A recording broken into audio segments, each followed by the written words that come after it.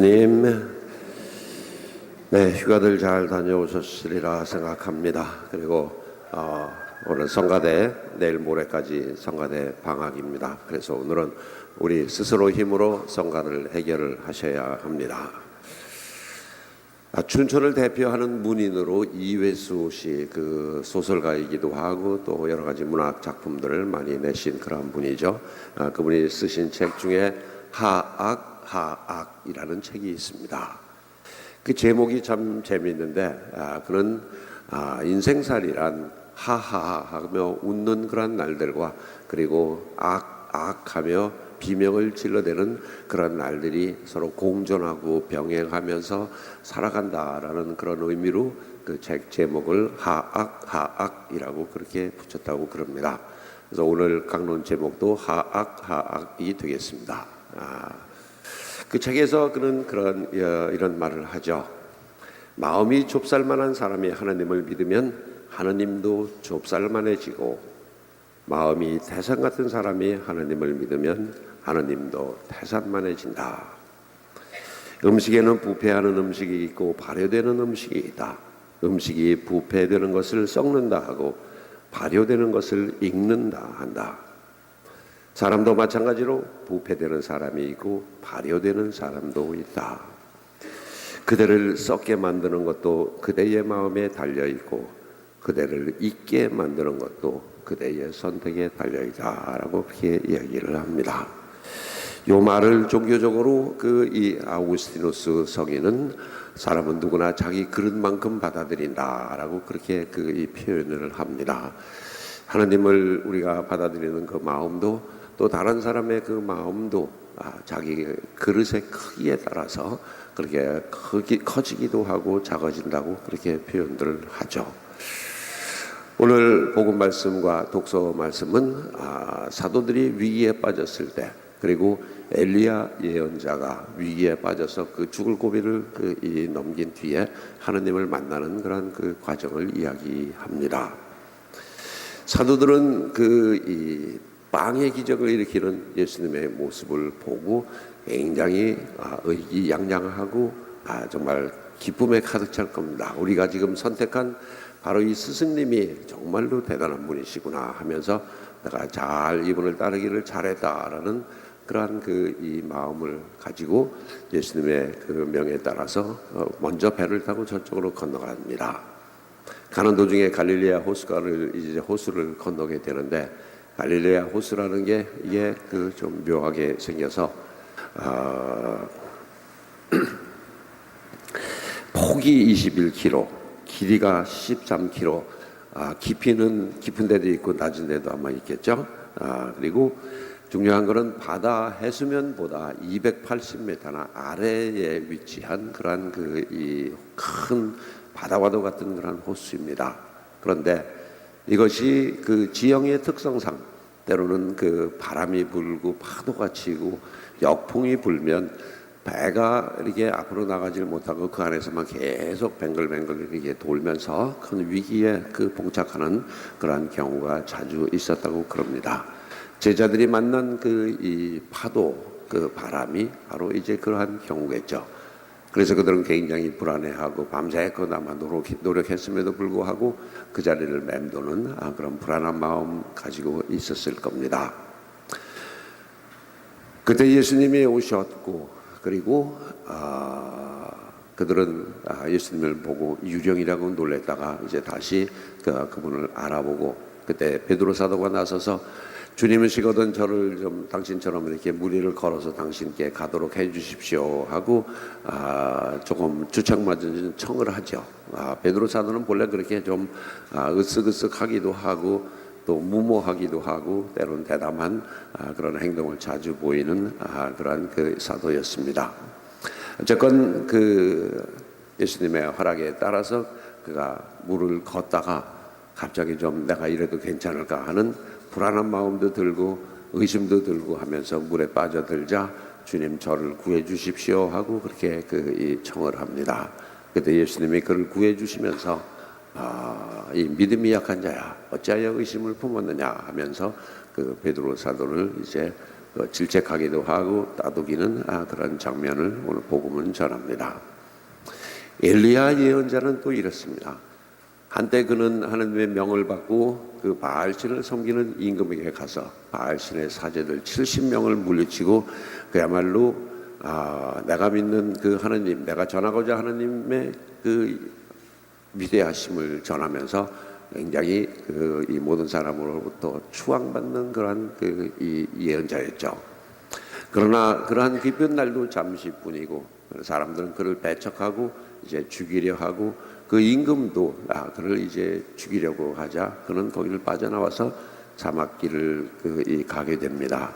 하도 고생스럽고 힘드니까 뭐라고 그러냐면 이렇게 사느니 차라리 나를 죽여주십시오라고 청을 할 정도로 그는 힘들게 이제 이 사막에서 이 삶을 이어갑니다.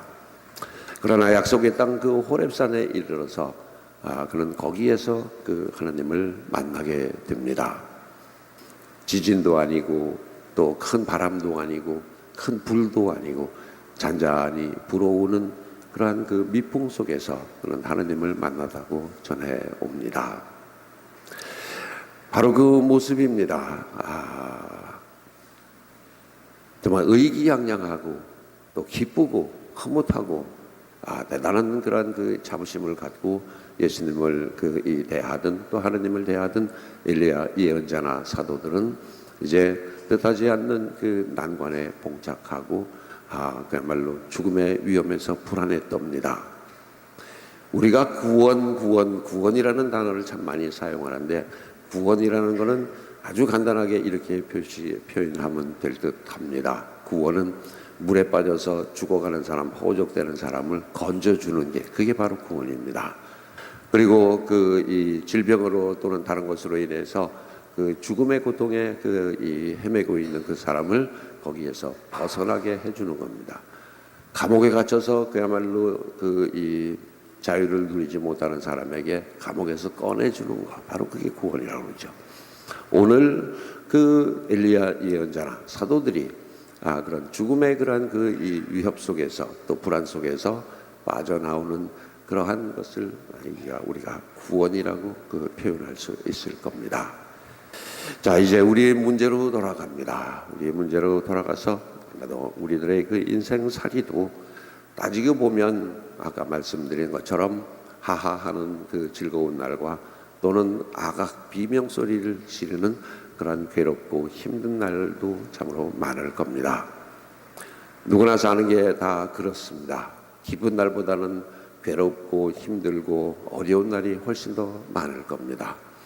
그러나 이 비율이 5대5만 돼도 참 좋겠는데 사람 사는 모습이라는 것은 결국은 즐거운 일이 더 많이 있을 수는 없죠. 아마도 걱정거리와 이 괴롭고 힘들고 죽고 싶은 그런 아픔 속에 그런 살아가는 게 우리들의 현실이기도 할 겁니다.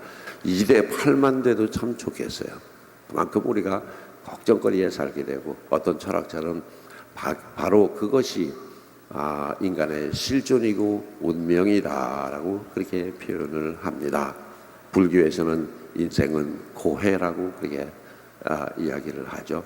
그만큼 우리가 사는 그 세상살이라는 것은 어쩌면 늘 외롭고 슬프고 괴롭고 불안하고 고독하고 이걸 다 통틀어서 키엘케골이라는 그런 철학자는 인간의 실존은 역시 죽음에 이르는 그러한 병을 앓고 있는 그러한 모습이다라고 그렇게 표현을 합니다.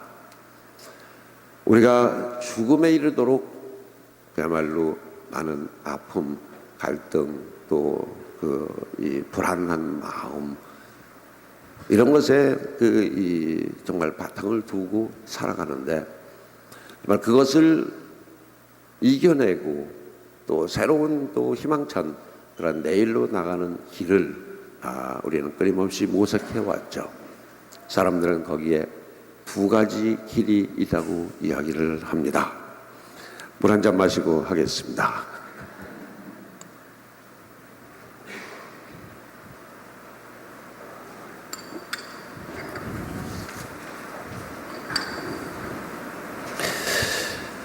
하나는 우리들 스스로의 힘으로 이것을 극복하는 법. 뭐 기도를 통하든 공부를 통하든 독서를 통하든 명상을 통하든 스스로 이겨내는 그러한 그 길을 추구하는 사람들이 많습니다. 그리고 그것을 잘 극복하고 정말 높은 경지에까지 간 사람들을 우리가 도사 내지는 도인이라고 그렇게 얘기를 하죠. 스스로 극복하는 그 이 부분 중에 중국의 유명한 시인 진계유가 이런 말을 합니다. 고요히 앉아본 뒤에야 평상시의 마음이 경박했음을 알았네. 침묵을 지킨 뒤에야 지난날의 언어가 소란스러웠음을 알았네. 문을 닫아건 뒤에야 앞서의 사귐이 지나쳤음을 알았고, 욕심을 줄인 뒤에야 이전의 잘못이 많았음을 알았네. 마음을 쏟은 뒤에야 평소의 마음 씀씀이가 각박했음을 알았다네. 그런 표현을 하는데, 이처럼 고요와 침묵과 욕심과 또 마음 씀씀이, 그다음에 소란스러운 어떤 그런 그 과정들을 우리가 스스로 극복해 나갈 수 있는 그러한 이 길이 하나가 있겠죠. 그러나 이 소위 주관적인 그러한 이 생각, 나의 능력과 나의 노력과 나의 힘으로 이것을 극복해내고 내가 정말 그 평화로운 상태, 아무런 걱정도 없고 늘 행복하고 기쁜 그런 이 날만 나를 맞이한다는 건 좀처럼 쉬운 일이 아닐 겁니다. 두 번째 방법은 신앙에 의지하는 길입니다. 오늘 그 사도들이 그리고 엘리야 예언자가 얘기했듯이 주님 도와주십시오. 죽을 지경입니다. 곧 죽을 것 같습니다. 당신이 도와주시지 않으면 우리는 참 여기서 헤어날 길이 없습니다 하면서 주님께 매달리고 의지하는 그러한 신앙의 귀입니다. 그것이 그 인간의 어떻게 보면 본질이고 한계고 시작일 겁니다.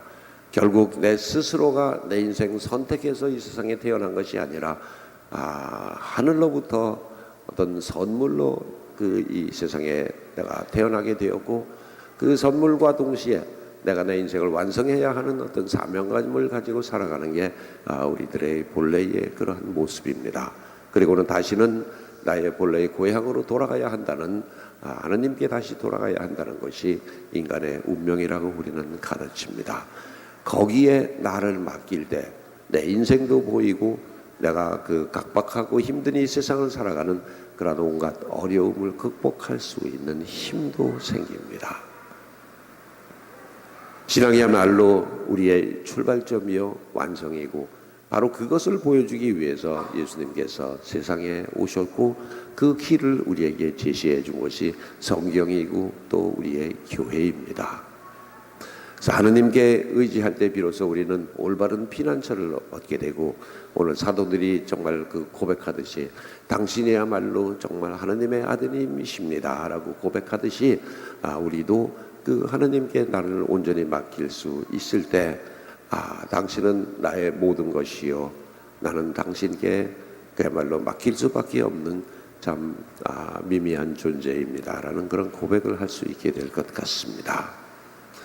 그런 하느님을 만나는 신앙의 귀, 그 길은 오늘 성경 말씀은 잔잔한 그 바람 속에 다가오는 하나님을 만나듯이, 또 예수님께서 당신을 그 임금으로 삼고자 열광하는 그런 사람들을 제쳐두고 조용히 산으로 올라가셔서 밤새껏 기도하듯이 우리들도 기도 속에서, 그리고 잔잔한 마음을 회복하는 그런 노력 속에서 우리는 주님을 만날 수 있을 겁니다.